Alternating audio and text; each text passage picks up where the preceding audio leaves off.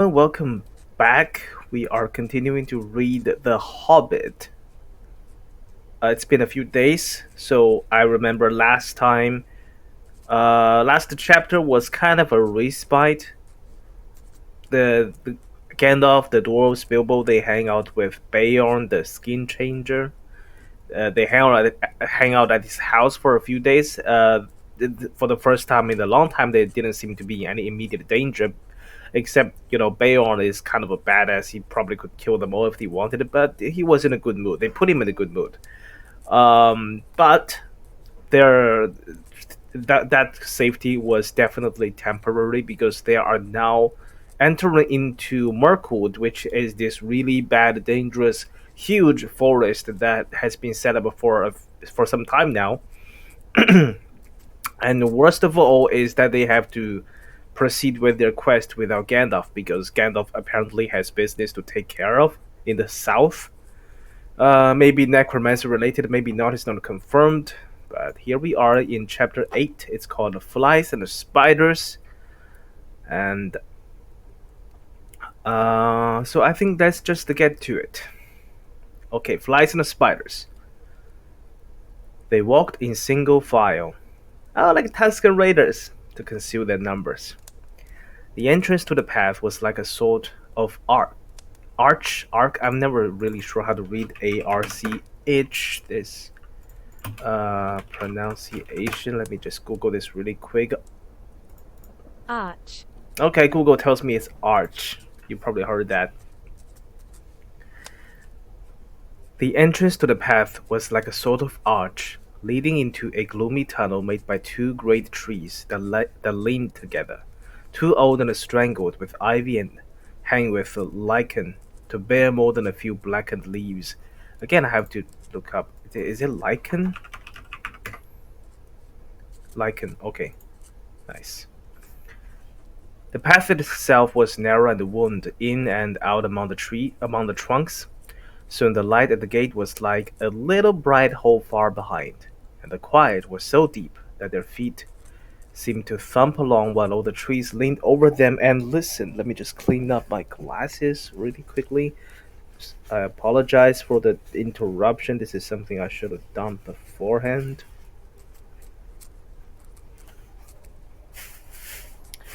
Right.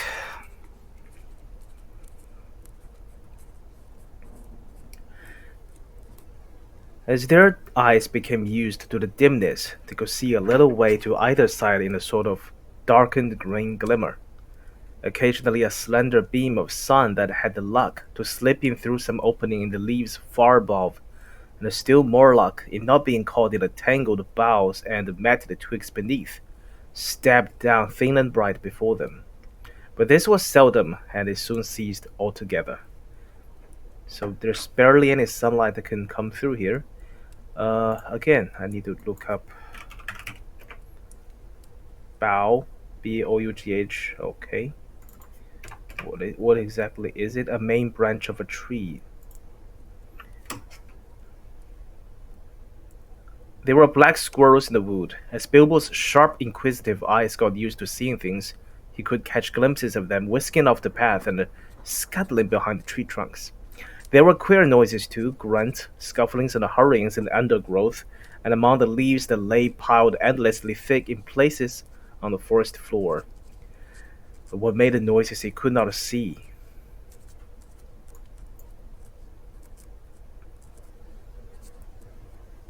Hey, we actually have someone in the chat.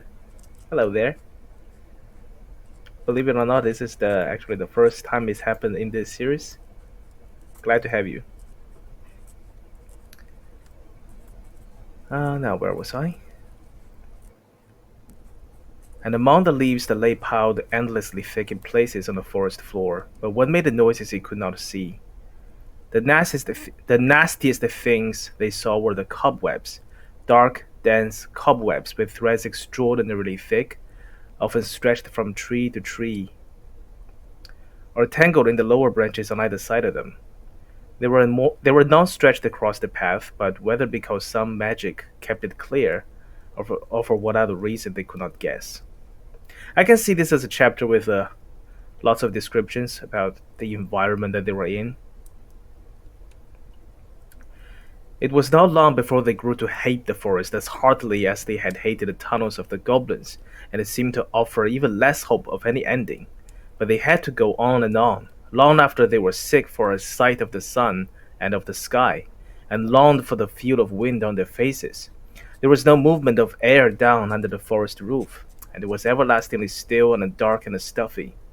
Even the dwarves felt it, who were used to tunneling and lived at the times long for long whiles without the light of the sun, but the hobbit, who liked holes to make a house in and but not to spend the summer days in, felt that he was being slowly suffocated. The nights were the worst. It then became pitch dark. Not what you call pitch dark, but really pitch. So black that you really could see nothing. Bilbo tried flapping his hand in front of his nose, but he could not see it at all. Well, perhaps it is not true to say that they could see nothing. They could see eyes. They slept all closely huddled together, and they took it in turns to watch.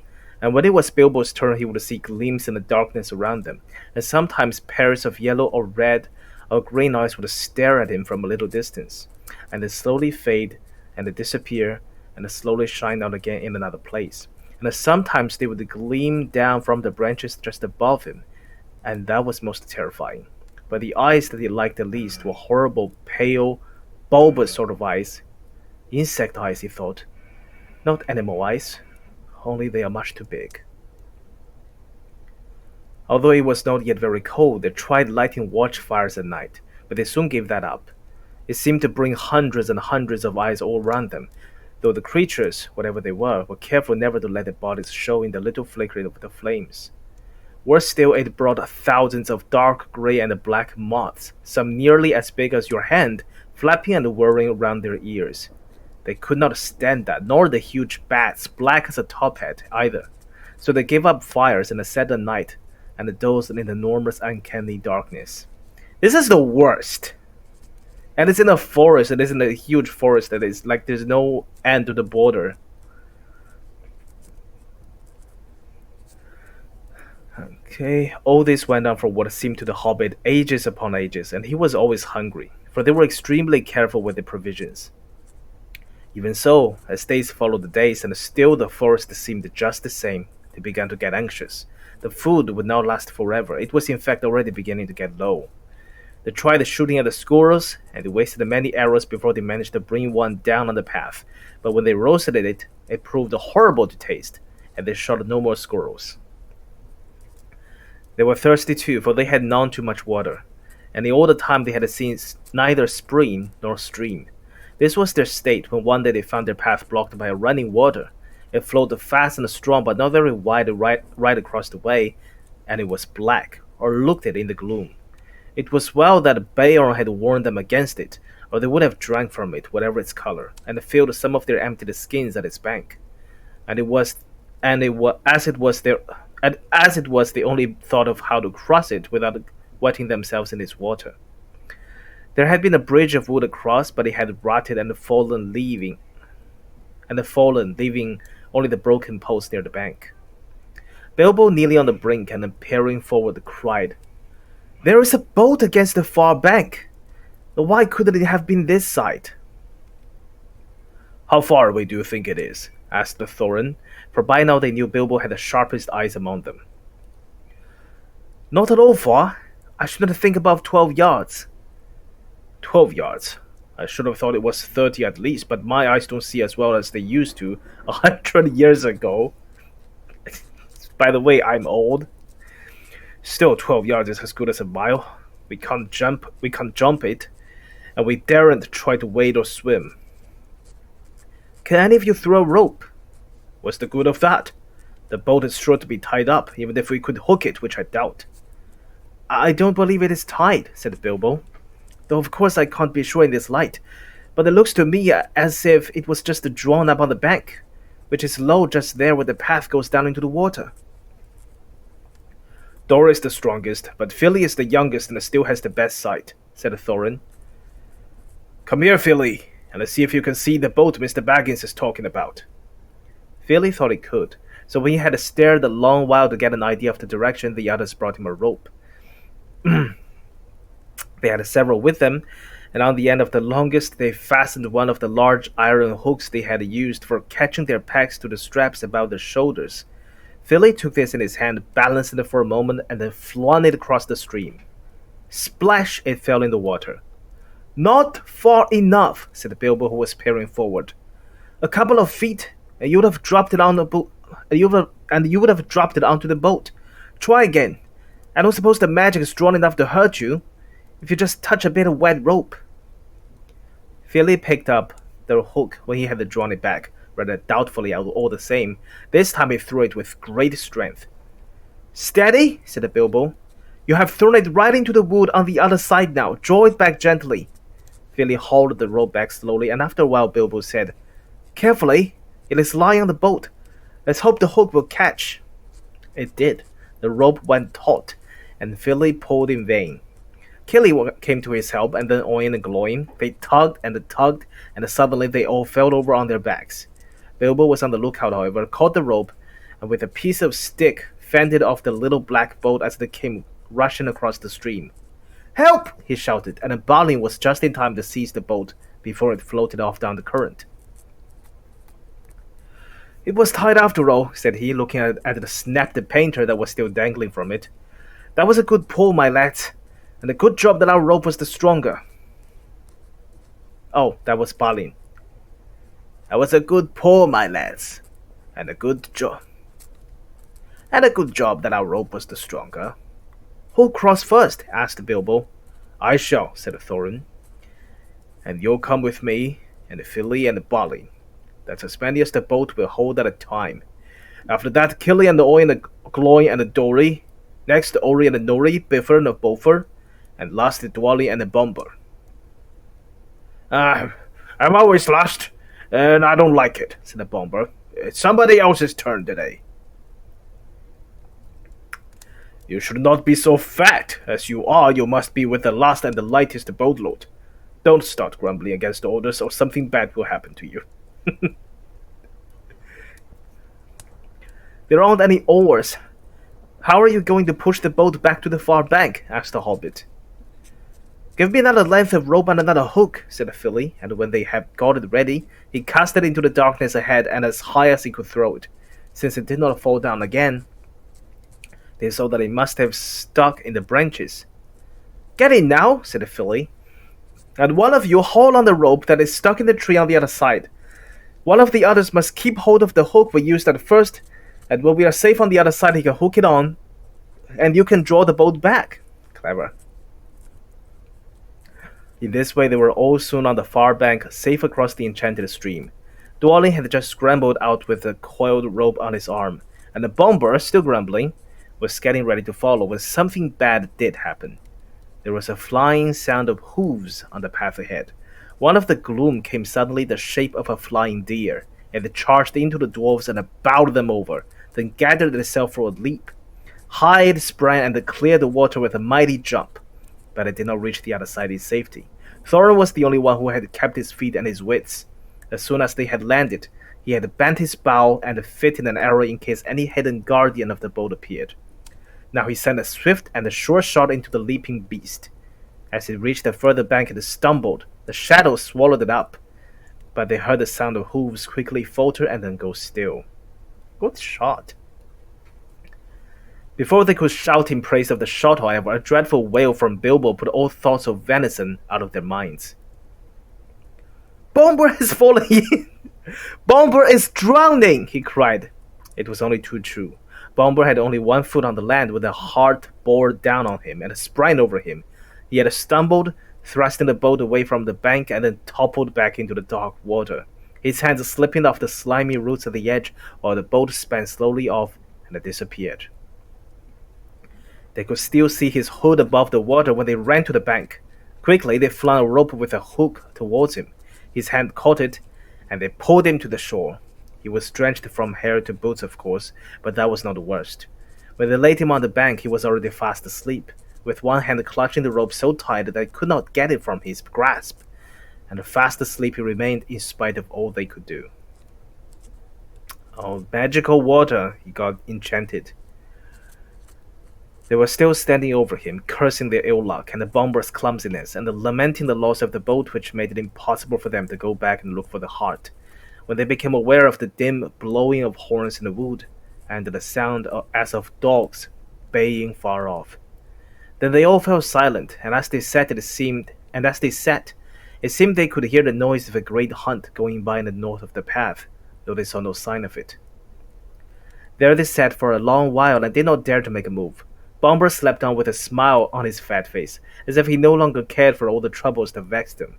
Suddenly on the path ahead appeared some white deer, a hind and a fawn as snowy white as the heart had been dark. They glimmered in the shadows. Before Thorin could cry out, three of the dwarves had leapt to their feet and loosed off arrows from their bows. None seemed to find their mark. The deer turned and vanished in the trees as silently as they had come, and in vain the dwarves shot their arrows after them. Is this maybe a Patronus from Harry Potter? Crossover! Stop! Stop! Shouted Thorin, but it was too late. The excited dwarves had wasted their last arrows, and now the bows that Beorn had given them were useless. They can't retrieve the arrows? Were those like special arrows that can only be used once or something? What am I missing? They were a gloomy party that night, and the gloom gathered still deeper on them in the following days. So what really happened? Some magical deer just appeared and wasted all their arrows and couldn't be shot down? Is this like one of the forest tricks? Maybe the forest is tricking them to waste their arrows so they can't hurt, I don't know, its people? They had crossed the enchanted stream, but beyond it, the path seemed to straggle on just as before, and in the forest they could see no change.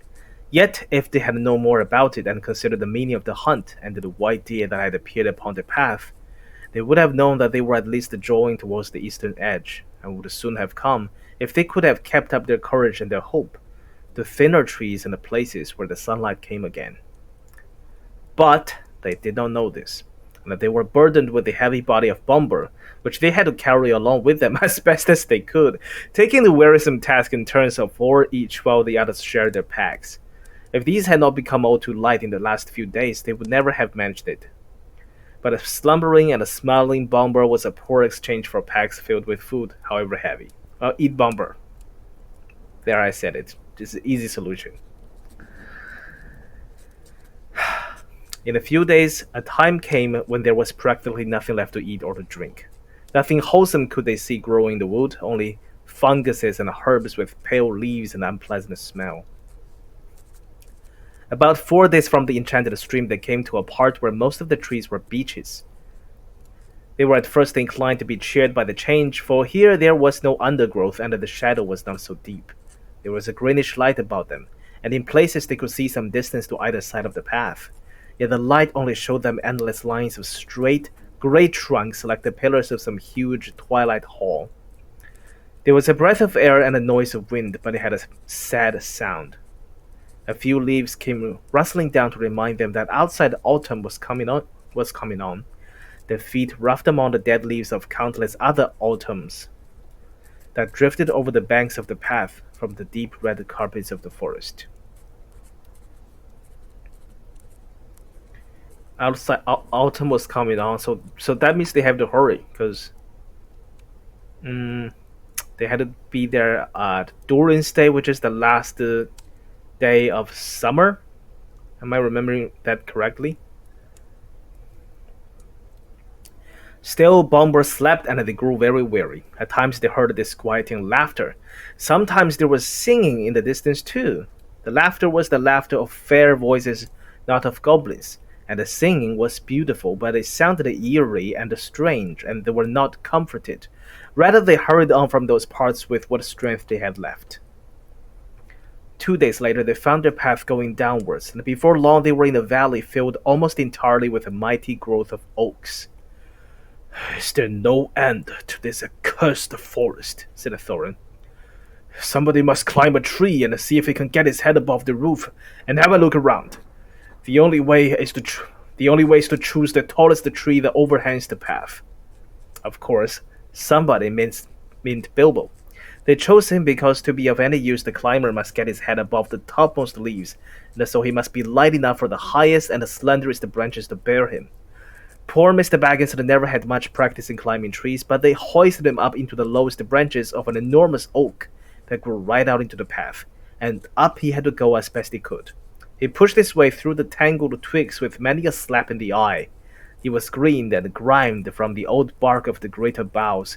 More than once he slipped and caught himself just in time, and at last, after a dreadful struggle in a difficult place where there seemed to be no convenient branches at all, he got near the top.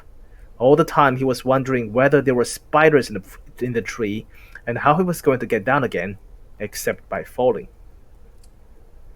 In the end, he poked his head above the roof of leaves, and then he found spiders all right, but they were only small ones of ordinary size, and they were after the butterflies. Bilbo's eyes were nearly blinded by the light. He could hear the dwarves shouting up at him from far below, but he could not answer, only hold on and blink. The sun was shining brilliantly, and it was a long while before he could bear it. When he could, he saw all round him a sea of dark green, ruffled here and there by the breeze, and there were everywhere hundreds of butterflies. I expected they were a kind of purple emperor, a butterfly that loves the a butterfly that loves the tops of oak woods, but these were not purple at all. They were a dark, velvety black without any markings to be seen. He looked at the black emperors for a long time, and he looked at the black emperors for a long time. I'm just going to signal the astrophes, and enjoyed the feel of the breeze in his hair and on his face. But at length, the cries of the dwarves, who were now simply stamping with impatience down below, reminded him of his real business. It was no good. Gaze as much as he might, he could see no end to the trees and the leaves in any direction. His heart, that had been lightened by the sight of the sun and the feel of the wind, sank back into his toes. There was no foot to go back to down below.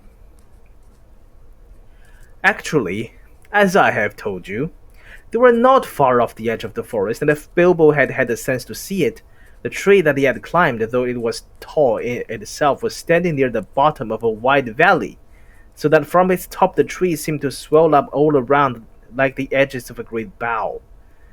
And he could not expect to see how far the forest lasted. Still, he did not see this, and he climbed down full of despair. He got to the bottom again at last, scratched, hot, and miserable, and he could not see anything in the gloom below when he got there. His report soon made the others as miserable as he was. The forest goes on forever and ever and ever in all directions. Whatever shall we do? And what is the use of sending a hobbit? They cried, as if it was his fault. They did not care tuppence about the butterflies, and were only made more angry when he told them of the beautiful breeze, which they were too heavy to climb up and feel.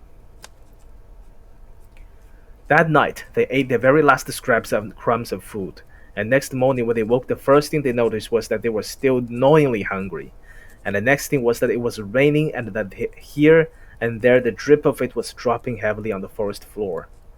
This sucks! This sucks so much for everyone involved.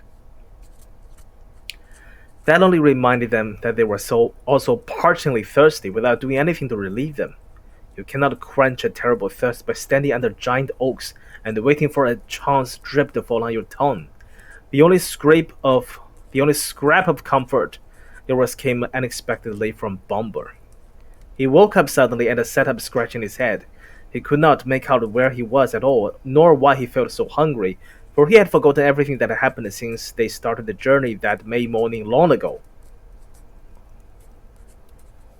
Started the journey? From Bilbo's house? The last thing that he remembered was the party at the Hobbit's house, and they had great difficulty in making him believe their tale of all the many adventures they had had since. What? You forgot all about it? Why? Did he forget to save the game? So he doesn't remember the trolls, the goblins, the wolves, the eagles, and Bayard. He forgot all about that. He just remembered. Well, at least he remembered he knew all the press in the company. He knew who Bilbo was. He knew what he was doing, so it's not too bad, I guess. He lost maybe 2 months. When he heard that there was nothing to eat, he sat down and wept, for he felt very weak and wobbly in the legs. Why ever did I wake up? He cried. I was having such beautiful dreams. I dreamed I was walking in a forest rather like this one, only lit with torches in the trees and a lamp swinging from the branches, and the fires burning on the ground. And there was a great feast going on forever. A woodland king was there with a crown of leaves, and there was a merry singing, and I could not count or describe the things they were to eat and drink. Let's get myself some water. Oops. Got some sparkling water here, which may not be the best choice of beverages when you're doing a live reading session, but because they make me burp. But that's the best I got right now.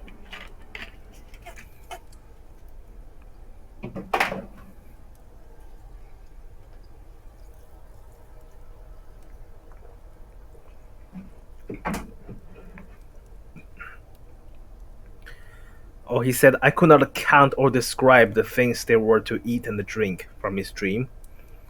You need not try. You need not try, said Thorin. In fact, if I can't talk about something else, you had better be silent. We're quite annoyed enough with you as it is. If you hadn't waked up, we should have left you to your idiotic dreams in the forest. You are no joke to carry even after weeks of shortcomings. Everything about Bomber is being fat. He's like, I mean, present company, I'm a fat ass myself, but hey, I at least feel like I'm not 100% defined by it.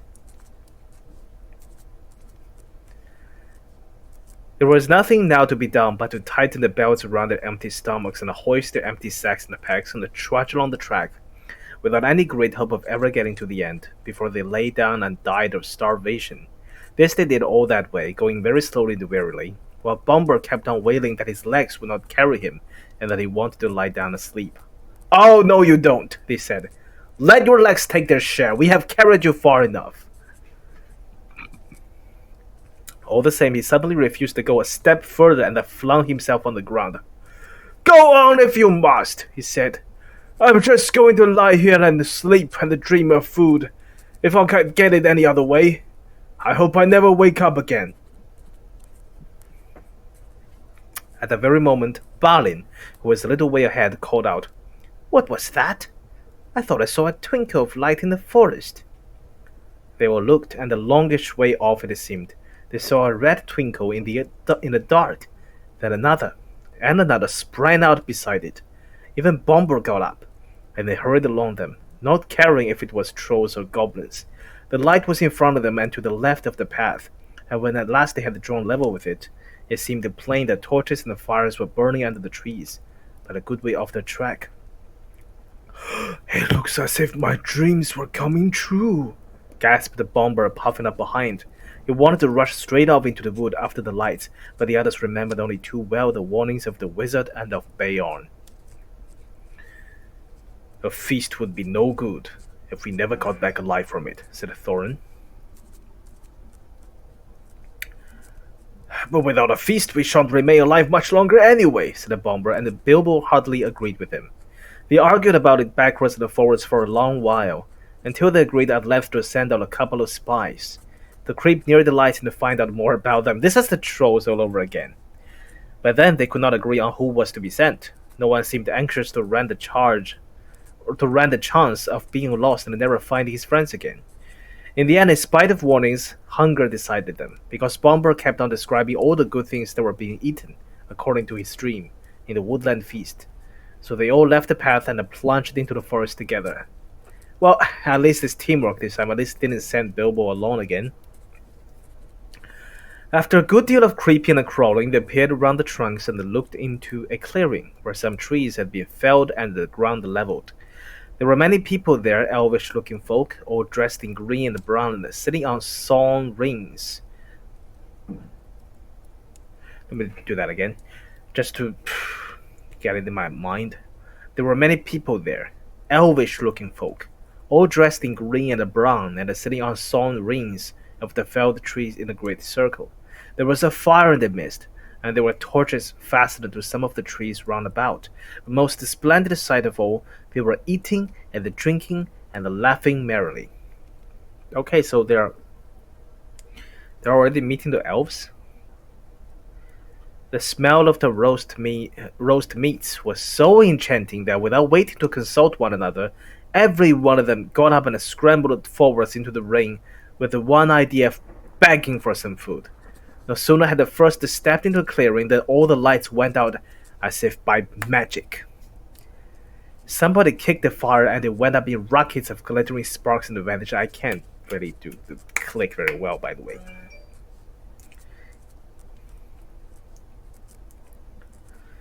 They were lost in the completely lightless dark, and they could not even find one another, not for a long time at any rate.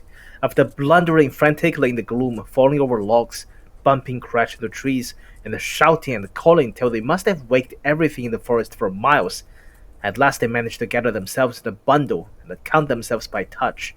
By that time they had, of course, quite forgotten in what direction the path lay, and they were all hopelessly lost, at least till morning.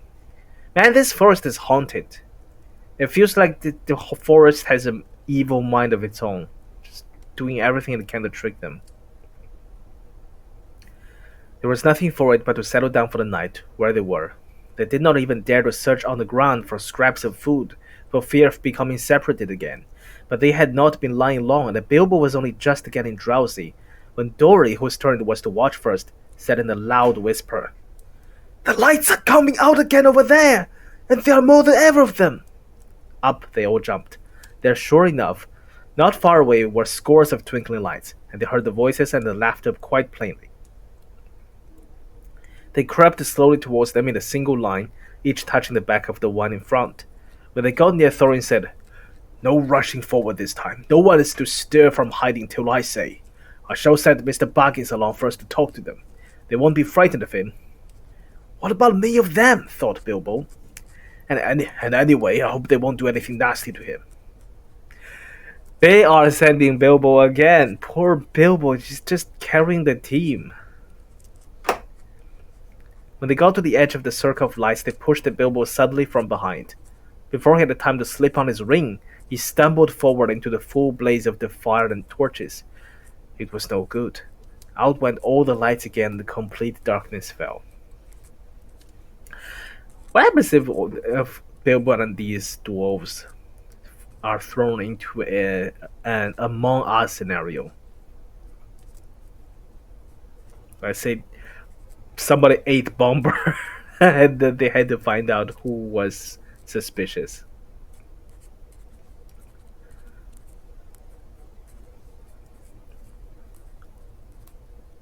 Now, where was I? Okay, it was no good. Out went all the lights again and the complete darkness fell.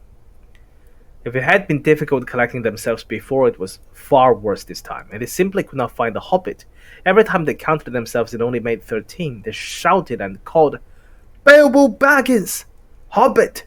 You dreaded hobbit! Hi, hobbit! Confustigate you! Where are you?" And other things of the sort, but there was no answer. They were just giving up hope when Dory stumbled across him by sheer luck. In the dark, he fell over what he thought was a log, and he found it was the hobbit curled up fast asleep. It took a deal of shaking to wake him, and when he was awake, he was not pleased at all. "I was having such a lovely dream," he grumbled. "All about having a most gorgeous dinner." "Good heavens, he has gone like Bomber," they said.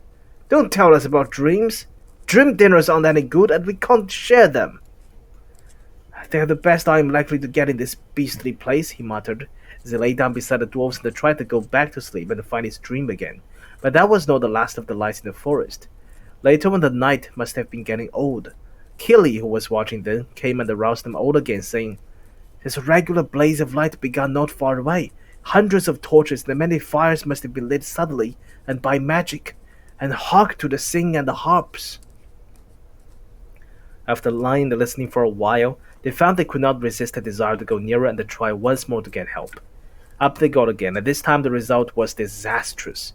The feast that they now saw was greater and more magnificent than before, and at the head of a long line of feasters sat a woodland king with a crown of leaves upon his golden hair, very much as Bomber had described the figure in his dream. The elvish folk were passing bowls from hand to hand and across the fires.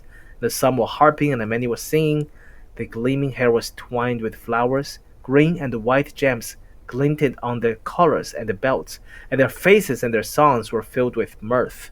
Loud and clear and fair were those songs, and out stepped Thorin into their midst. What the heck is happening? Dead silence fell in the middle of a word. Out went all light. The fires leapt up in black smokes.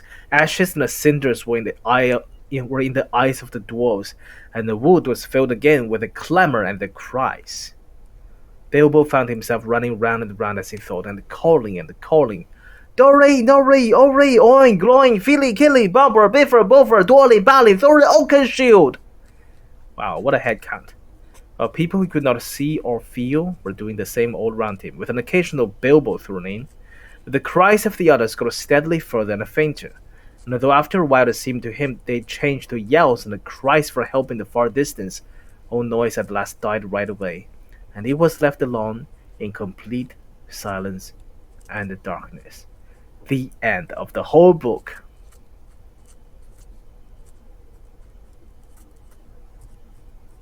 No, of course not. That would be one hell of an ending, though.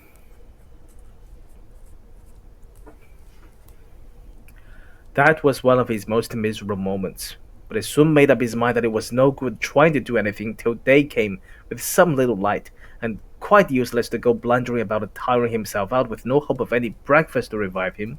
So he sat himself down with his back to a tree, and not for the last time fell to thinking of his far distant hobbit hole with its beautiful pantries. He was deep in thoughts of bacon and eggs and a toast and a butter when he felt something touch him.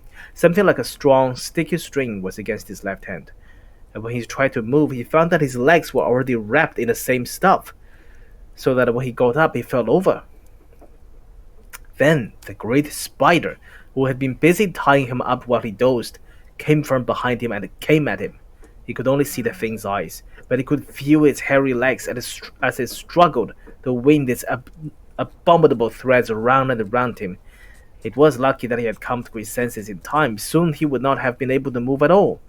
As it was, he had a desperate fight before he got free. He beat the creature off with his hands. It was trying to poison him to keep him quiet, as small spiders do to flies, until he remembered his sword and drew it out. Then the spider jumped back, and he had time to cut his legs loose. After that, it was his turn to attack. The spider evidently was not used to things that carried such things at their sides, or it would have hurried away quicker. Bilbo came at it before it could disappear and stuck it with his sword right in the eyes.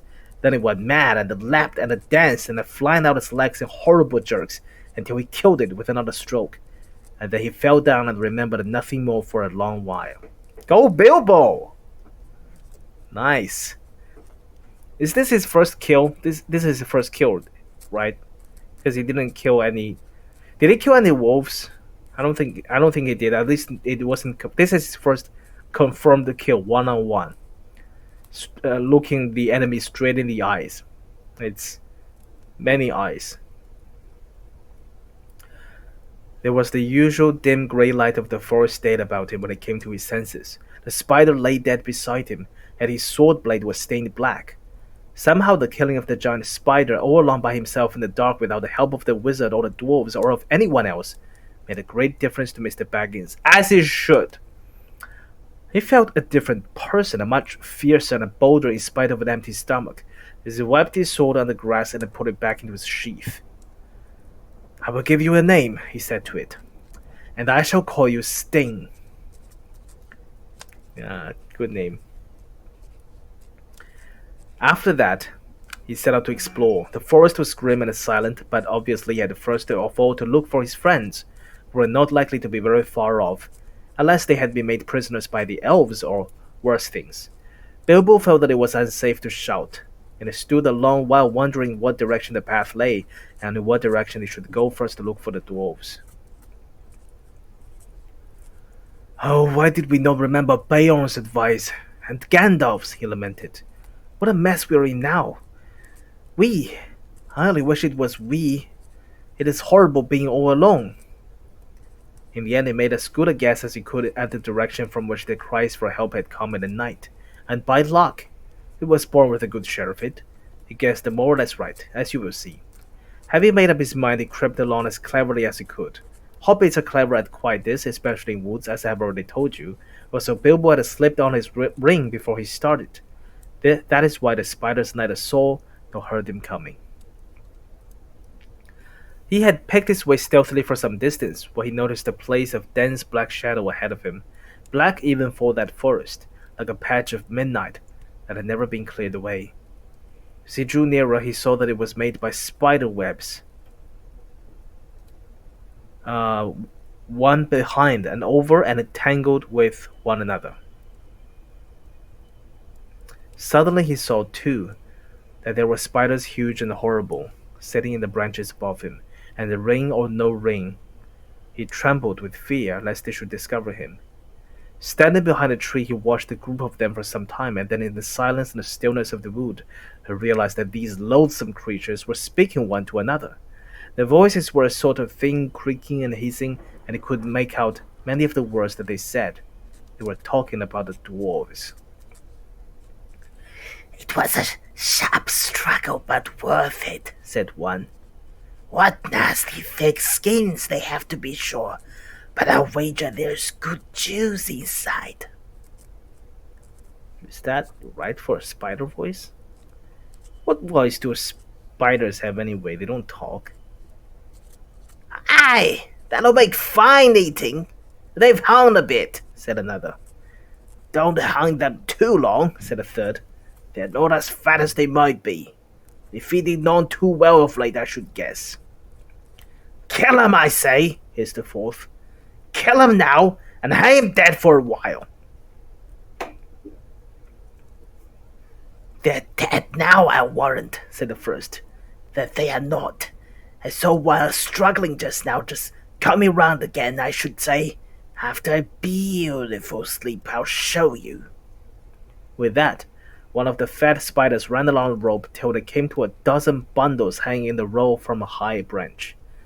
This is like the trolls all over again. This is like the older dwarves are taken prisoner, and the captors are arguing about what to do with their food. Bilbo was horrified. Now that he noticed them for the first time dangling in the shadows, to see a dwarvish foot sticking out of the bottoms of some of the bundles, or here and there the tip of a nose, or a bit of beard, or of a hood. To the fattest of these bundles the spider went. "It is poor Bumble, I'll bet," thought Bilbo, and it nipped hard at the nose that stuck out. There was a muffled yelp inside, and a toe shot up and kicked the spider straight and hard. There was life in Bumble still. There was a noise like the kicking of a flappy football, and the enraged spider fell off the branch, only catching itself with its own thread just in time. The others laughed. "You were quite right," they said. "The meat's alive and kicking." "I'll soon put an end to that," hissed the angry spider, climbing back onto the branch. Bilbo saw that the moment had come when he must do something. He could not get up at the brutes, and he had nothing to shoot with. By looking about, he saw that in this place there were many stones lying in what appeared to be a now dry little watercourse. Bilbo was a pretty fair shot with a stone, and it did not take him long to find a nice smooth egg-shaped one that fitted his hand cozily. As a boy, he used to practice throwing stones at the things, until rabbits and the squirrels and even birds got out of his way as quick as lightning if they saw him stoop. And even grown up, he had still spent a deal of his time at the quoits, dart throwing, shooting at the wand, bows, ninepins, and other quiet games of the aiming and the throwing sort. Indeed, he could do lots of things besides blowing smoke rings, asking riddles, and cooking that I haven't had time to tell you about. There is no time now. While he was picking up stones, the spider had reached the bomber, and soon he would have been dead. At that moment, Bilbo threw. The stone struck the spider plunk on the head, and it dropped senseless off the tree, flopped to the ground, with all its legs curled up.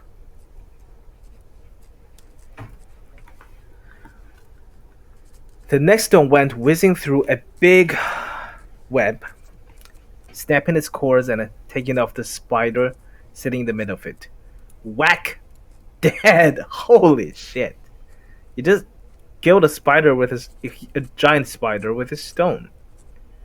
That's pretty badass. After that, there was a deal of commotion in the spider colony, and they forgot the dwarves for a bit, I can tell you. They could not see Bilbo, but they could make a good guess at the direction from which the stones were coming. As quick as lightning, they came running and swinging towards the hobbit, flinging out their long threads in all directions till the air seemed full of waving snares. Bilbo, however, soon slipped away to a different place. The idea came to him to lead the furious spiders further and further away from the dwarves, if he could, to make them curious, excited, and angry all at once. When about 50 had gone off to the place where he had stood before, he threw more stones at these, and at others that had stopped behind. Then, dancing among the trees, he began to sing a song to infuriate them and bring them all after him, and also to let the dwarves hear his voice. This is what he sang. Ah, why, Bilbo? Old fat spider spinning in a tree. Old fat spider can't see me. Add a cup, won't you stop? Stop your spinning and look for me.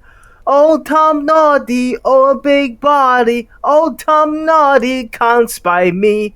Add a cup, don't you drop. You never catch me up your tree. Not very good, perhaps. No, it wasn't. Not very good, perhaps, but then you must remember that he had to make it up himself, on the spur of a very awkward moment, which describes my situation perfectly. It did what he wanted anyway. As he sang, he threw some more stones and stamped. Practically all the spiders in the place came after him.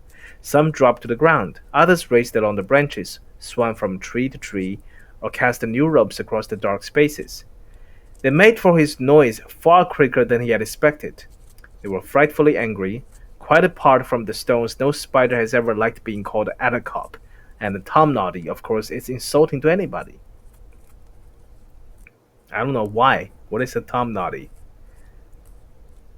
Maybe I'm just out of the loop. I have no idea why that is insulting. I don't think I would be angry if somebody calls me Tom Naughty. I would just be confused. Maybe I should, experiment with this. I will just go out in the streets and pointing to any random pedestrians and calling them Attercop, Tom Naughty, and see how they respond. Off Bilbo scuttled to a fresh place, but several of the spiders that ran out to different points in the glade where they lived, and were busy spinning webs across all the spaces between the tree stems. Very soon the hobbit would be caught in the thick fence of them all round him. That, at least, that was the spider's idea. Standing now in the middle of the hunting and spinning insects, Bilbo plucked up his courage and began a new song. Shit. Lazy cop and the crazy cop are weaving webs to wind me. I am far more sweet than other meat, but still they cannot find me.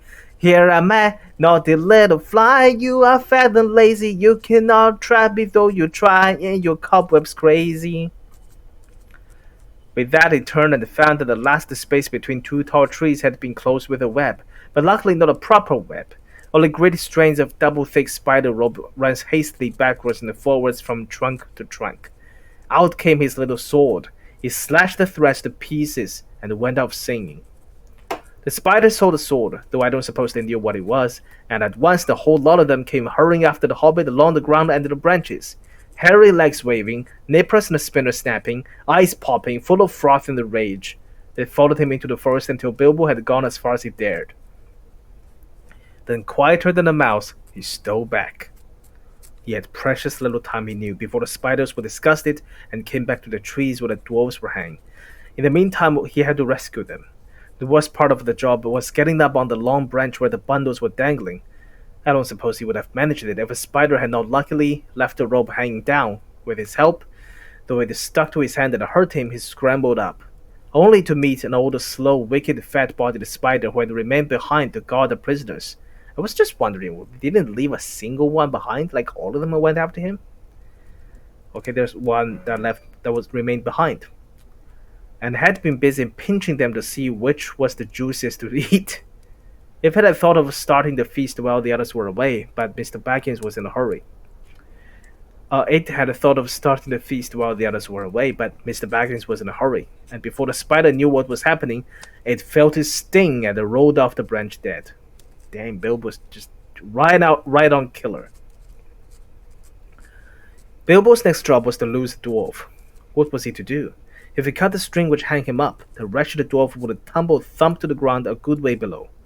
Wriggling along the branch, which made all the poor dwarfs dance and dangle like ripe fruit, he reached the first bundle. Filly or Killy, he thought by the tip of a blue hood sticking out at the top. Most likely Filly, he thought by the tip of a long nose poking out of the winding threads. He managed by leaning over to cut most of the strong sticky threads and bound him round, and then sure enough with a kick and a struggle most of Filly emerged. I'm afraid Bilbo actually laughed at the sight of him jerking his stiff arms to legs as he danced on a spider string under his armpits, just like one of those funny toys bobbing on a wire. Somehow or other, Filly was got onto the branch, and then he did his best to help the hobbit, although he was feeling very sick and ill from spider poison, and from hanging most of the night, and the next day would wound round and round with only his nose to breathe through. It took him ages to get the beastly stuff out of his eyes and eyebrows, and as for his beard, he had to cut most of it off. Oh no! Well, between them, they started to haul up first the one dwarf and then another, and slashed them free. None of them were better off than Killy, and some of them were worse. Some had hardly been able to breathe at all. Long noses are sometimes useful, you see, and some had been more poisoned. In this way, they rescued Killy, Bifur, Bolfer, Doran, and Nori. Poor Bomber was so exhausted, he was the fattest and had been constantly pinched and poked, that he just rolled off the branch and fell plop onto the ground, fortunately onto leaves, and lay there. But there were still 5 dwarfs hanging at the end of the branch when the spiders began to come back, more full of rage than ever. Bilbo immediately went to the end of the branch nearest the tree trunk and kept back those that crawled up. He had taken off his ring when he rescued the filly and forgotten to put it on again, so now they all began to splutter and hiss. Now we see you, you nasty little creature. We will eat you and leave your bones, the skin hanging on the tree. Ah, he's got a sting, has he? Well, we'll get him all the same, and then we'll hang him head downwards for a day or two. While this was going on, the other dwarves were working at the rest of the captives and cutting at the threads with their knives. Soon all would be free, though it was not clear what would happen after that. The spiders had caught them pretty easily the night before, and that had been unawares and in the dark. This time, they looked like being in a horrible battle. Suddenly, Bilbo noticed that some of the spiders had gathered around old Bomber on the floor and had tied him up again and were dragging him away. Bomber's life is pain. What's even the point anymore? He gave a shout and slashed at the spiders in front of him. They quickly gave way and they scrambled and they fell down the tree right into the middle of those on the ground. His little sword was something new in the way of stings for them. How he darted to and fro, and shone with delight as he stabbed at them. Half a dozen were killed before the rest drew off and left the Bomber to Bilbo. Nice, Bomber. Calm down! Calm down! He shouted to the dwarves on the branch. Don't stay up there and be netted! For he saw spiders swarming up all the neighboring trees, and crawling along the boughs above the heads of the dwarves. Down the dwarves scrambled or jumped or dropped, 11 all in the heap, most of them very shaky and a little used on their legs. There they were at last, 12 of them counting poor Bomber, who was being propped up on either side by his cousin Bifur and his brother Bolfer, and Bilbo was dancing about and waving his sting, and hundreds of angry spiders were goggling at them, all round and about and above. He looked pretty helpless. Then the battle began. Some of the dwarves had knives and some had sticks, and all of them could get at stones, and Bilbo had his elvish dagger. Again and again the spiders were beaten off, and many of them were killed, but it could not go on for long. Bilbo was nearly tired out. Only 4 of the dwarves were able to stand firmly, and soon they would all be overpowered like weary flies. Already the spiders were beginning to weave their webs all round them again from tree to tree.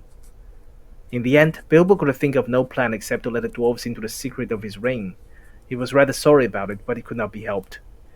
I'm going to disappear, he said. I shall draw the spiders off if I can, and you must keep together and and making the opposite direction. To the left there's more or less the way towards the place where we last saw the elf fires. It was difficult to get them to understand, what with their dizzy heads and the shouts and the whacking of sticks and the throwing of stones. But at last Bilbo felt he could delay no longer, and the spiders were drawing their circle ever closer. He suddenly slipped on his ring, and to the great astonishment of the dwarves, he vanished. So the dwarves actually know of his ring. That's a little bit of difference between this and the movie. Soon there came the sound of Lazy Lob and the Attercop from among the trees away on the right. That upset the spiders greatly. They stopped to advance, and some went off in the direction of the voice. Attercop made them so angry that they lost their wits. Then Balin, who had grasped the Bilbo's plan better than the rest, led an attack. The dwarves huddled together in a knot, and sending a shower of stones, they drove at the spiders on the left and burst through the ring. Away behind them now the shouting and the singing suddenly stopped. And the spiders are so easy to manipulate. They're like Marty McFly in the Back to the Future sequels. Like, every time anybody says, "What are you, chicken?" He just does whatever it is that they suggest him do.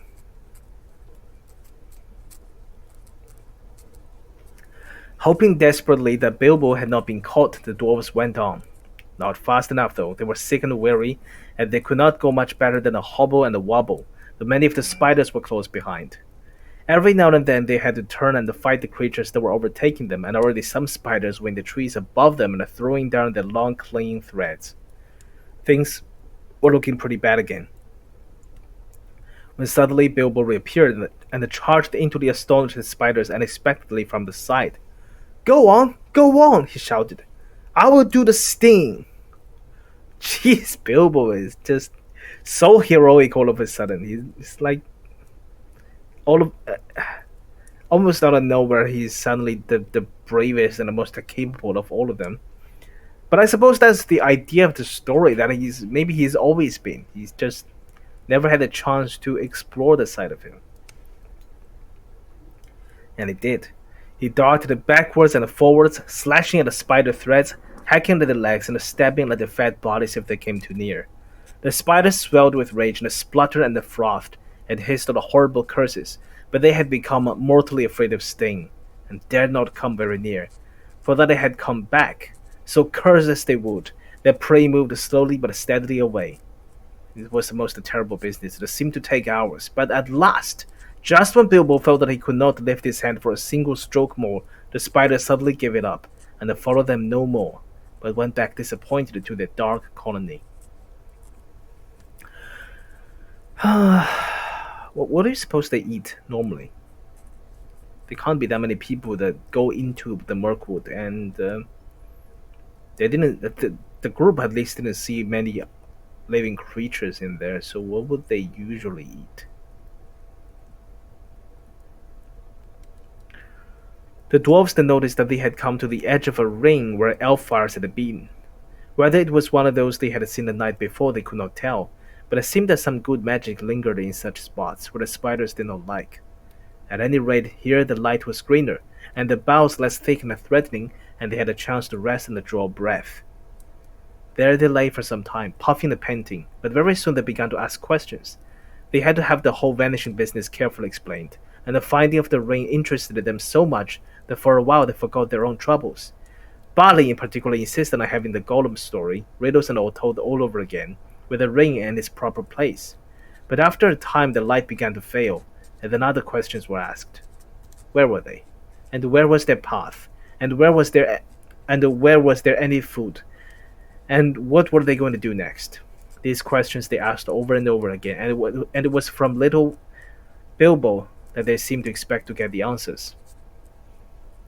Now they are looking to Bilbo for leadership, from which you can see that they had changed their opinion of Mr. Baggins very much, and had begun to have a great respect for him, as Gandalf said they would.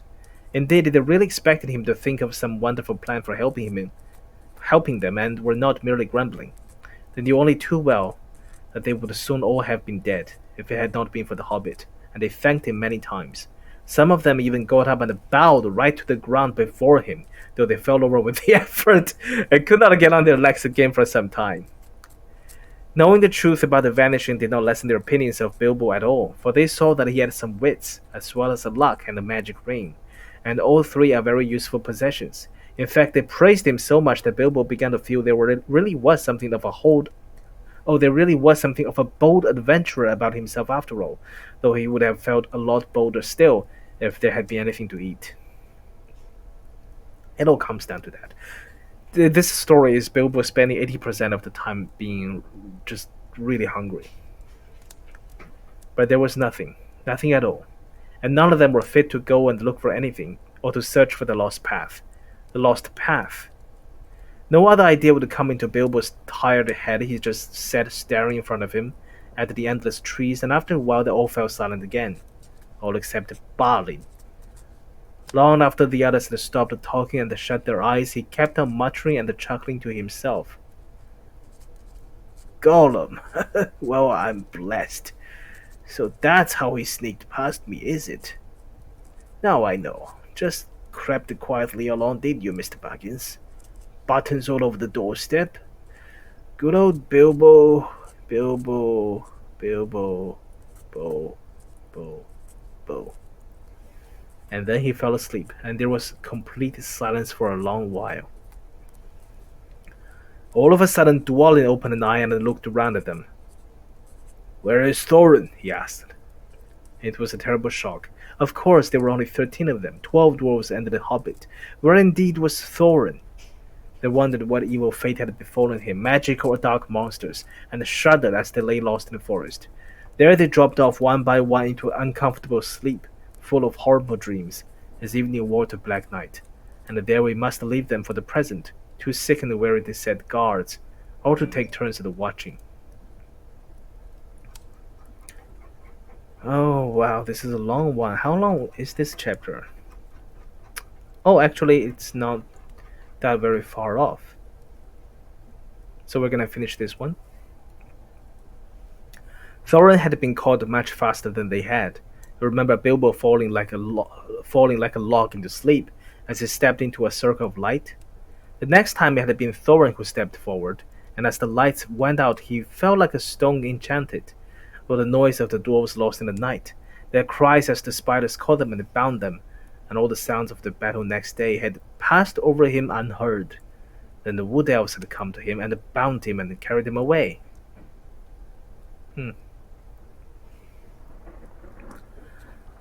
So he didn't participate in any of that. He wasn't caught by the spiders at all. He was caught by the elves. The feasting people were Wood Elves, of course. They were not wicked people. Oh, these are not wicked folk. If they have a fault, it is distrust of strangers. Though their magic was strong, even in those days they were wary. They differed from the High Elves of the West and were more dangerous and less wise.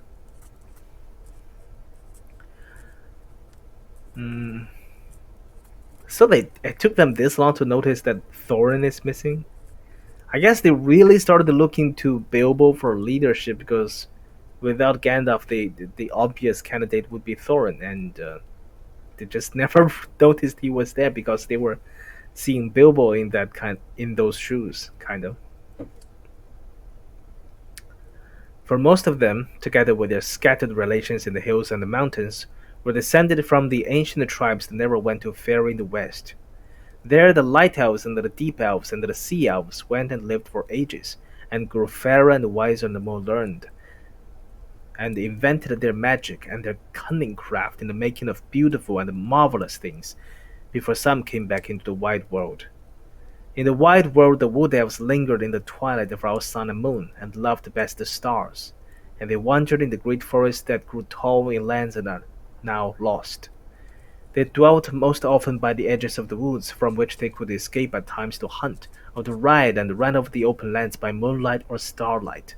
And after the coming of men they took even more and more to the gloomy and the dusk. Still elves they were and remain, and that is good people. So basically these are the dumb elves. I mean, even among elves, there seems to be some kind of echelon. In the great cave some miles within the edge of Mirkwood on its eastern side, there lived at this time their greatest king. Before his huge doors of stone a river ran out of the heights of the forest, and flowed on and out into the marshes at the feet of the high wooded lands. This great cave, from which countless smaller ones opened out on every side, wound far in the ground and had many passages and wide halls. But it was lighter and more wholesome than any goblin dwelling, and neither so deep nor so dangerous. In fact, the subjects of the king mostly lived and hunted in the open woods, and had houses or huts on the ground and in the branches. The beeches were their favorite trees. The king's cave was his palace, and the strong place of his treasure, and the fortress of his people against their enemies. It was also the dungeon of his prisoners. So to the cave they dragged Thorin, not too gently, for they did not love dwarves, and thought he was an enemy. In ancient days they had had wars with some of the dwarves, whom they accused of stealing their treasure. It is only fair to say that the dwarves gave a different account, and said that they only took what was their due, for the elf king had bargained with them to shape his royal gold and silver, and had afterwards refused to give them their pay. If the elf king had a weakness, it was for treasure, especially for silver and white gems, and though his hoard was rich, he was ever eager for more, since he had not yet as great a treasure as other elf lords of old. His people neither minded nor worked the metals or jewels, nor did they bother much with trade or with tilling the earth. All this was well known to every dwarf, though Thorin's family had nothing to do with the old quarrel I have spoken of. Consequently, Thorin was angry at the treatment of him when they took their spell off him and he came to his senses, and also he was determined that no word of gold or jewels should be dragged out of him. The king looked sternly at Thorin when he was brought before him and asked him many questions, but Thorin would only say that he was starving. "What did you and your folk 3 times try to attack my people at their merrymaking?" asked the king. "We did not attack them," answered Thorin. "We came to beg because we were starving." "Where are your friends now, and what are they doing?" "I don't know, but expect us starving in the forest." "What were you doing in the forest?" "Looking for food and drink because we were starving." "But what brought you into the forest at all?" asked the king angrily. At that Thorin shut his mouth and would not say another word. "Very well," said the king. "Take him away and keep him safe, until he feels inclined to tell the truth, even if he waits 100 years. Then the elves put thorns on him and shut him in one of the inmost caves with strong wooden doors and left him. They gave him food and drink, plenty of both, if not very fine, for Wood Elves were not goblins and were reasonably well behaved, even to their worst enemies when they captured them. The giant spiders were the only living things that they had no mercy upon. There in the king's dungeon poor Thorin lay, and after he had got over his thankfulness for bread and meat and water, he began to wonder what had become of his unfortunate friends. It was not very long before he discovered. But that belongs to the next chapter and the beginning of another adventure in which the Hobbit again showed his usefulness. Alright, that's the end of the chapter. And it was a long one. It took like more than an hour to read through. Um, so I remember, I know that this series is called Reading the Hobbit for the first time, and I'm not lying. This really is the first time I'm seriously reading this novel. But I at least tried to read it once before, like 10 years ago, maybe before the movie started coming out. At that time, I wasn't as good a reader as I am now, and I remember being kind of confused by this part, and just wasn't having a lot of fun reading it. I am now. I did. This was a pretty good chapter. If it went on a little long, if it dragged on just a tad bit long. Um, I think I'm pretty intrigued by a lot of little different things it depicted from the movies. Like this part is like actually really different the enchanted stream. That's not in the movie. Although they were in the movie, they did show a lot of like magical things in the forest. Is also kind of wicked in its own way. I do remember a scene where they were carrying Bomber in the movie, but I don't remember. Was it explained why he was sleeping? I don't remember that. Um, the dwarves are relying on Bilbo a lot more at this point in the novel than they did in the movie. Because in the movie, well, this is kind of a take it or it's damned if you do, damned if you don't. Because one of the big points of criticism I have for the Hobbit, both novel and the movie, is that the dwarves just don't have a lot of character, and they're just kind of there. They rely they don't often, but they're not often useful. The movies have the advantage of giving some of the dwarves better characters, and especially Thorin. Thorin is like this harsh leader. He's he was someone that even Bilbo needed to impress, and because of that, Bilbo could not really like show that this kind of leadership, this kind of initiative that he's doing in the novel right now, because Thorin is taking that part, and Thorin is very much a part of the spider adventure in the movie. So that this bit is different, and this Thorin is just outside of the picture. So that's this is the kind of different and interesting, I would say. Also, it seems they don't. He doesn't have any history with the king of the Wood Elves. Not like in the movie where there was this big history that the like they used to be friends, but they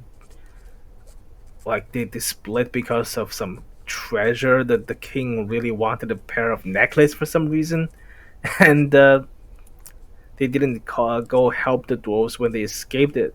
Erebor when it was taken by Smaug. There was like this big whole thing, the grudge between them.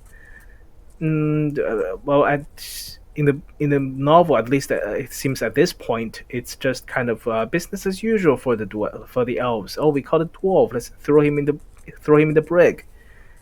This doesn't seem like there's anything personal, but at least the Thorin got something to eat and drink, which really seems like makes a lot of difference at this point because the others have not eaten anything decent for a long while, and they're still not literally not out of the woods. They I think they temporarily escaped from the spiders, and but they don't have any plans to move forward. They don't. So I'm guessing they will be taken to the elves in the next chapter, and then they have to make the big escape from the elves again.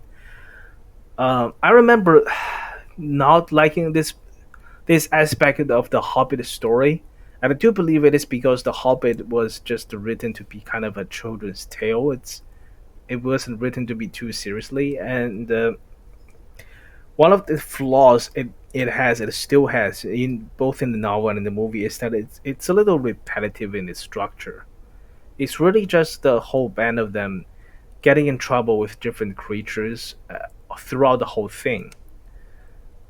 Like so far, we already covered so many of them. Like if at first it was the trolls, then it was goblins, then it was what was that? Then there was the wargs, the wolves, and then there was oh no, and then spiders, and apparently in the next chapter, elves. So really, this is just they're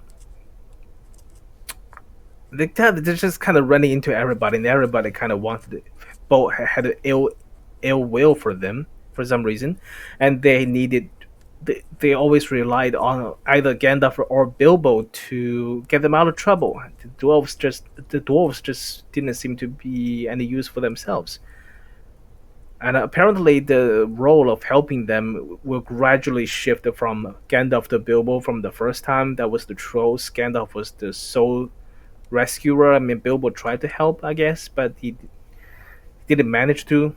He actually got them in more trouble than he was worth.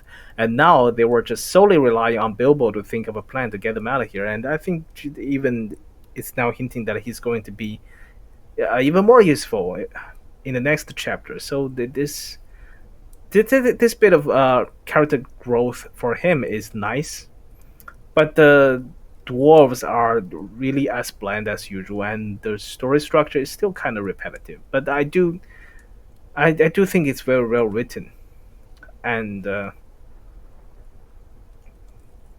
it makes the kind of respites in between more special, like their stay at the Rivendell, Bilbo's riddle match with Gollum, and their stay at Beorn's. These were made just a little bit more memorable because they are stuffed in between these individual chapters, and it is a very good, I would say, efficient way to set up the lore of the world that Tolkien was trying to create here. Remember, this is the first book, and there was no Lord of the Rings at the time, so this was like we meet a different kind of magical creature each time, each chapter. It was kind of like a monster of the week thing in a lot of TV shows. It's kind of just laying the foundation here about what are the players of this magical land that I'm creating, and what are the features, how do we deal with them, and we just see this band of dwarves in the Bilbo just deal with each one at a time. So at the end of it, when we look back, it's like, wow, this Middle Earth really is filled with all these fascinating creatures and cultures and their conflicts and their civilizations and all that. It's a good structure for a setup book, I would say. But we are only about, we're probably not even 2/3 out yet, so there's still plenty of room for other stories. Well, that's it for this chapter. We'll be starting chapter 9 next time. Let's take a peek at the title of the next chapter. It's called "The Barrows Out of Bond." The barrows. Yeah, I remember that. Anyway, thanks for watching, and I'll see you next time. Bye.